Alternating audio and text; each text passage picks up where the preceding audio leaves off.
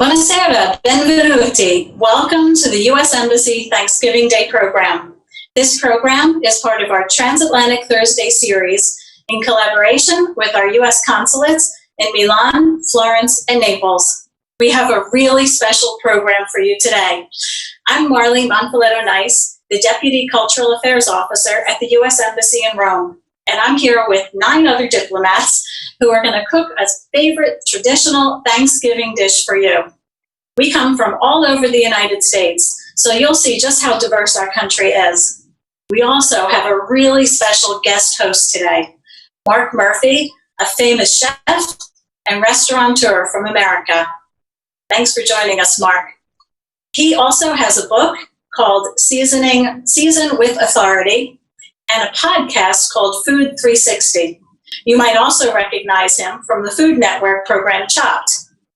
Marc has a long connection with Italy. He spent some formative years here, so it's no wonder he became a culinary chef. Just before we go to our program, before I turn over the microphone, I just wanted to remind our viewers that we're all going to be really busy cooking today, so we won't have time to take your questions live. But please leave any comments or questions in the Facebook comment section or our YouTube chat, and we'll get back to them later. I have to start cooking, so over to you, Marc. Well, hello, everybody, and thank you, and happy Thanksgiving. Buonasera a tutti. Spero che siamo tutti pronti a cuocere un pasto molto famoso in America, il Thanksgiving dinner. It's one of the most amazing meals. For me, it's great. I think it's one of the best holidays in America because nobody has to buy any presents and everybody can just come over. We get together with friends and we just have a great time. We have something also in America, not just Thanksgiving, but the next day a lot of people do Friendsgiving as well, where you get together and eat all the leftovers, which I think is always just as much fun. I'm happy to see everybody looks very set up and everybody's starting to cook. This is like watching the Food Network in action here. You guys are really, really pretty amazing. Thanksgiving is one of those holidays that I think, if I remember correctly, I was reading up a little bit on it, but back in 1863, in the middle of the Civil War, Abraham Lincoln proclaimed Thanksgiving Day to be held each year in November. And it's just really, it's celebrating the bounty, celebrating all the different cultures and all the different people bring their own twist to Thanksgiving, I think, and we're going to see some of that today. And I guess we're going to go around the screen now and introduce everybody. Everybody's going to introduce themselves. I'll introduce the dishes. We're going to start with the fried turkey. Hi, everybody. Happy Thanksgiving. My name is Josh Delaney. I'm the Regional Security Officer down in Naples at our Consulate General. I'm making fried turkey. My family is from Tennessee. So down south in the U.S., we fry all of our food. So Thanksgiving for us is an opportunity to fry a turkey. So that's what I'm making today. Well, we also hear that. I've also heard that's a very dangerous way of cooking it, but you're obviously a pro at this. We've done this a few times. I have an indoor fryer to cook the turkey, but I always do it outside just to make sure we're being safe. Well, that's awesome. I'm sure this is something that's going to be very new for everybody in Naples to watch you fry a turkey. So this is a tradition in your family? You do this at home as well? Yeah, we do turkey 3 ways. We bake a turkey, we smoke a turkey, and we fry a turkey. So we have turkey 3 ways on Thanksgiving. And what kind of seasoning are you putting on that? What is that? Is that your own? So yeah, it's just a mix of some seasoning, salt, pepper, obviously, paprika, smoked paprika. We've got some onion powder, garlic powder. You can throw some heat in there if you want some cayenne pepper, some chili powder.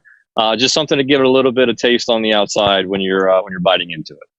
All right. Well, thank you very much, and good luck with the frying. Now we're going to move on to manicotti. Who's making the manicotti? Hi, good afternoon. This is Sheila Weir, and I'm coming from Rome. I'm the Regional Public Engagement Specialist in the Embassy Rome, and today I'm making a family recipe, manicotti. And manicotti, many of you know it, but we have eaten it at every family event that we've ever had. It's a family dish that was brought down from my grandma. Today I'm sporting, you may recognize the Bears colors. I'm supporting the Chicago Bears, because every Thanksgiving that we've ever had, we always focus around when is the game on. So if the football game is on at 3, we eat after the game. If it's on at 7, we eat before the game. So the main. I did forget to mention that's also a tradition in America. Thanksgiving and football, or they go together. Yeah. We do. And just a side note that my grandmother used to be the nanny for the Chicago Bears family. So we always have to go for the Bears. So when we're talking about manicotti, it's basically 3 things that you got to do. You got to make the sauce, which already started. Very simple. It's just your basic tomato sauce. Whatever you do, don't skip on the sauce. I hear it all the time. People are like, well, let's just go get the jar of sauce. Do not get a jar of sauce. Just make a real basic sauce. Onion, peppers, tomatoes, whatever you want to do. That's the sauce. But what I'm going to be focusing on is kind of the pasta. And it's hard to believe, but I'm making it in a blender. It's 3 eggs, flour, and water. So bear with me for a second.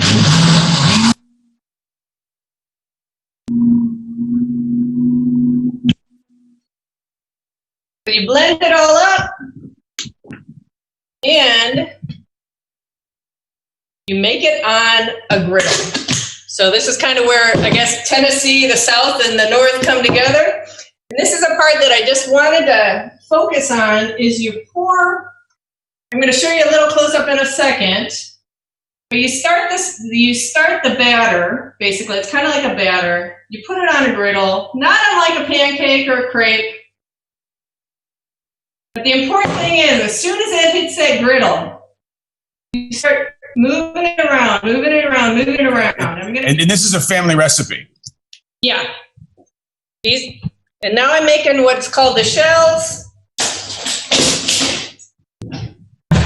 And while the shells are cooking, basically you don't want to go make a phone call. You don't want to, talk to anybody, because you really need to watch these shells. So the minute they're ready to flip, right? Right. It's kind of like picking an apple off a tree. You don't pick it too soon. Like, it has to be really easy to flip. You flip it over. Now, would Italians consider this sort of like maybe as a version of a cannelloni, or what would you? Oh, it's like a version of the cannelloni. Exactly. Well, this looks really interesting. And so, what's the next step here? So we can move on to the next. As these are cooking, I got to pull these off real quick, let them dry. Okay. You make the filling. So I've got a couple of things: ricotta, mozzarella, parsley, Parmesan cheese. You mix it all up. And I'm just going to give you a little example of what it looks like. And then as you go talk to the other folks.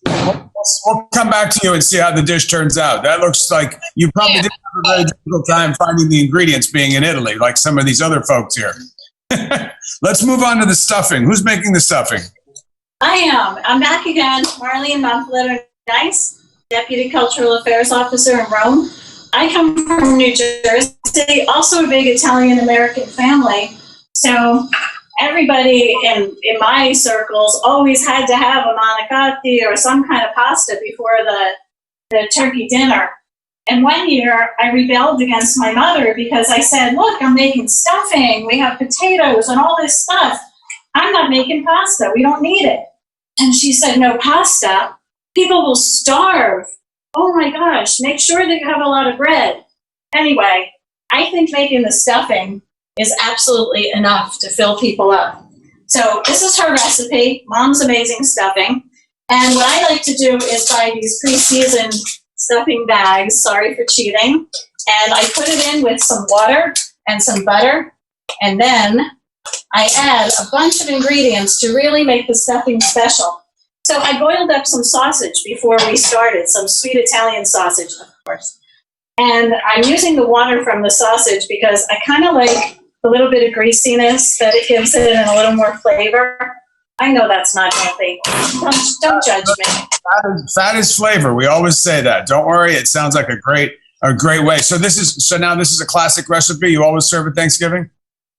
I do. I think it's pretty classic. So I'm going to make my stuffing, put these bread things in, these bread pieces in, toss it with the butter, the sausage water, and then I'm going to add all these great ingredients. I'm going to add the sausage chopped up, mushrooms, celery, onions, I'm going to toss in some pecans, but you can use any nuts that you like. And then I'm going to throw in some raisins for sweetness. I think that really makes it a really nice special dish. So I'm going to be putting this all together now. And hopefully my mom, she's looking down on me and saying, okay, it's enough. Well, that sounds great.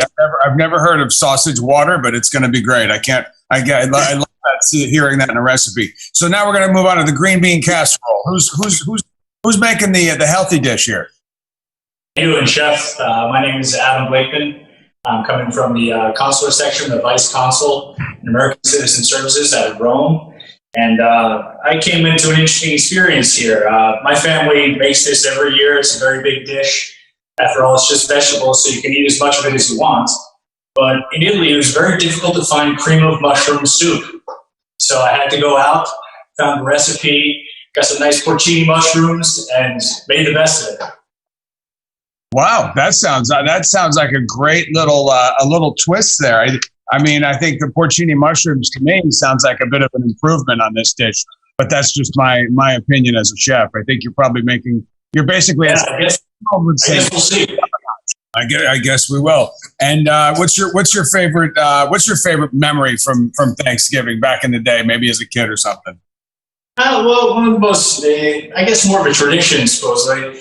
Every year during the Thanksgiving season, we would have rivalry football games against the nearby town. I played football, loved it. And the night before, each town would host a bonfire where it would be just a community gathering where everyone would get together and, meet old friends, share stories, see family, other people. And we would throw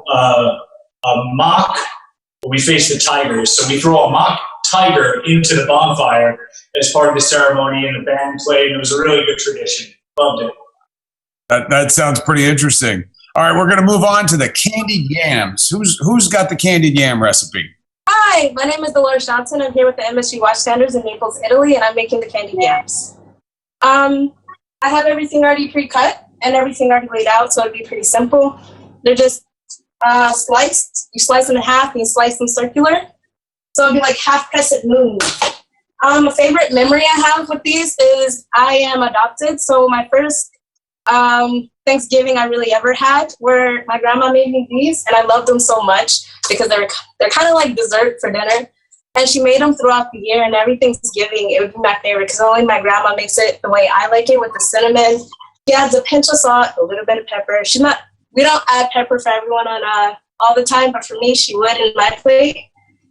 And you have brown sugar, butter, cinnamon, and plum wings. I mean, that is my favorite memory. It's a very simple dish to make.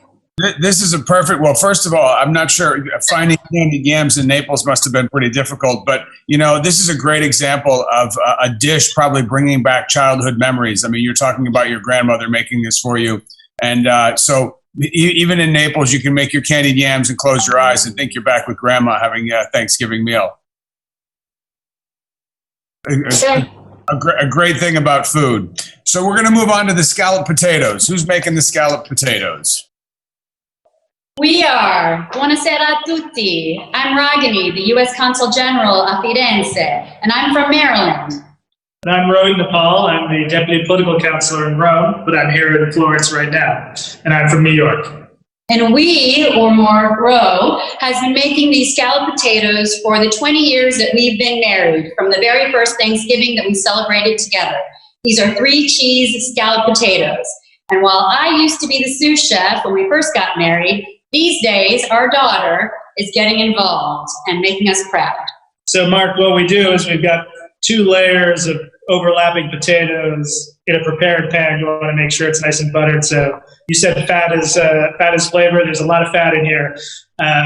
There's 2 layers of potatoes, some flour, some onion, butter, the 3 cheeses, and then we've got an overlap. And I'm going to have our daughter, who's going to show us the overlap on the second go around. Here we go. Oh, I see.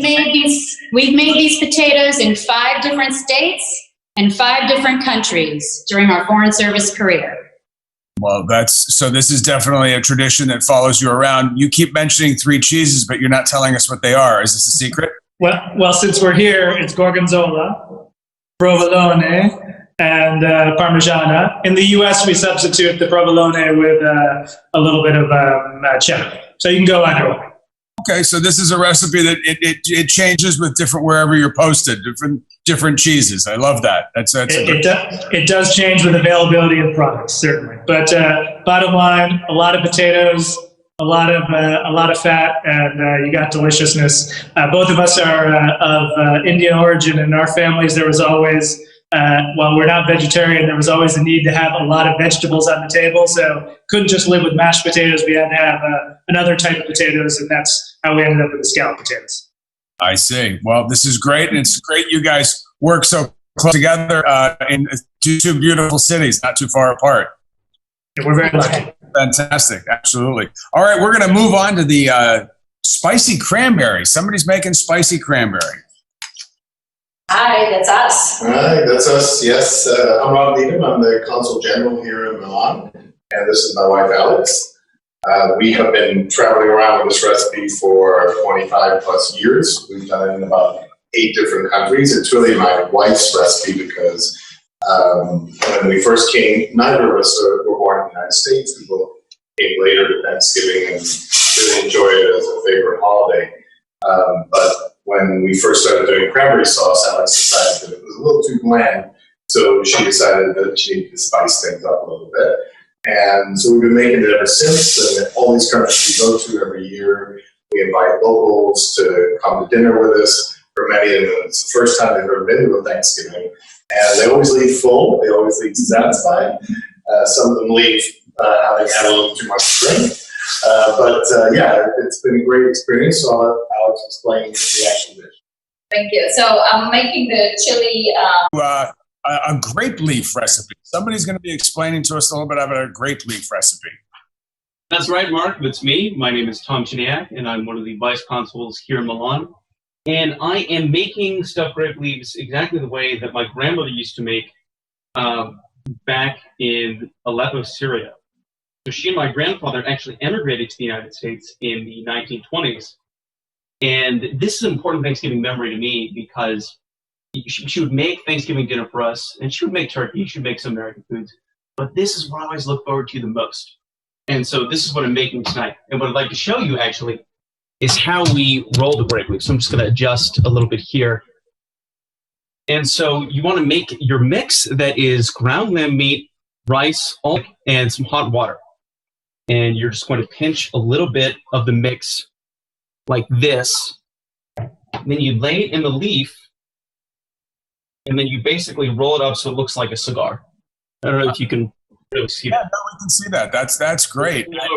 Right, pull it over one side, pull it over the other side.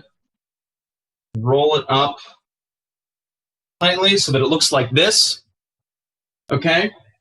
And then we place it in our pot, and you can see I've already got a lot of them going.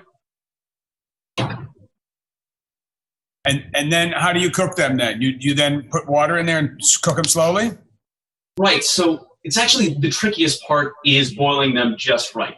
So you want to put in a mix of water and lemon juice. So 1 part lemon juice to 4 part water. And then you want to bring it to a boil. Then once at a boil, you need to bring it back down to a simmer and then just let it sit for 45 minutes. Oh. It'll come out perfect. And that helps cook the actual leaf because they're already pickled. Is that correct, the leaves? Or Absolutely. So what it does when you boil it like that, not only is it boiling. Hi, Mark. I'm Dawn Levitt. I'm the office manager in U.S. Embassy Rome and the ambassador in our deputy chief of missions office. So you're making mini pecan pies? I'm making mini pecan pies. They're already in the oven. They're a super easy recipe to make. Tablespoon of butter, melted butter. That's it. Super easy. And the pecans. Can't forget that. Well, that definitely doesn't sound like anybody's going to chop you. That sounds delicious over there. And what's one of your favorite memories of Thanksgiving with the family? There's a picture of me when I was about 3 or 4, and I'm eating a turkey leg. I'm with my Aunt Carol and my mom, and the turkey leg's like bigger than my head. It's great. Love it. Very 70s too, you know, all the clothes and that we're wearing. Yeah, it's a good memory. We always have, just like in America with tomato and tomato, we have pecan and pecan. And pecan. So I have relatives from South Carolina, and they say pecan. Yeah, it always amazes me. Everybody seems to always have their own. do that. I just actually took it with tomato and tomato. We have pecan and pecan. And pecan. So I have relatives from South Carolina, and they say pecan. Yeah, it always amazes me. Everybody seems to always have their own. do that. I just actually took an RV trip across the country and did get to sample. I was going down south, and I had some really amazing pies, sweet potato pies with pecan. The variances are amazing. I've seen pecan pies with chocolate in them as well. Yeah, chocolates. Yeah. Pecan pie is probably as famous as the turkey, I would say. It's right there with it, and it all is, the mashed potatoes, everything. Yeah. We're going to move on now to a pumpkin pie. Hi, Chef. I'm Molly Holzer. I work here at the Consulate in Milan. I am making pumpkin pie. To be honest, I don't really like pumpkin pie. But a few years ago, when I was living in the Republic of Georgia, my father was coming for Thanksgiving, and he loves pumpkin pie. So I decided I would make him a pumpkin pie, only I couldn't find the usual pumpkin pie in a can. So I made it from fresh pumpkin. So I cut the pumpkin, roasted the pumpkin, and then I thought, well, why don't I add a little ginger? Because I really like ginger, and it turned out to be a really great recipe. So now I make it every year for Thanksgiving. So you converted yourself over to a pumpkin pie lover with your own recipe? Yes, is that a little self-focused? But yeah. No, it's all about you today. It's fine. This is great. Yes, but pumpkins it is. So I make this every year for my dad. This is awesome. Really, really cool. So I roasted pumpkins the other day, let them cool. Then I pureed them, mixed them up with some brown sugar, some eggs, and some cream. The fresh ginger, which I ground up and made it nice, and we'll just stick it in, mix it in, and then pour it in the pie crust. Sampling of Americans living abroad that are still holding up the tradition of Thanksgiving, and you can just imagine in our country, in America, it's one of the biggest holidays. Everybody stops, everybody gets together, everybody sort of shares their stories and their traditions, and it's one of the most beautiful holidays in my book. So I'm going to send this back to Marlene. Okay. Thanks, everybody. Thanks so much for participating. This was really a great Thanksgiving Day program, and I so appreciate everyone, and especially you, Chef Murphy, for joining us today. Really special for us. I want everyone to come back next week. We'll have another Transatlantic Thursday on December 3rd. We're going to tackle a little bit more of a serious topic. We'll be talking about combating domestic violence, and we have an inspiring speaker, Leslie Morgan-Steinem. So please join us next week.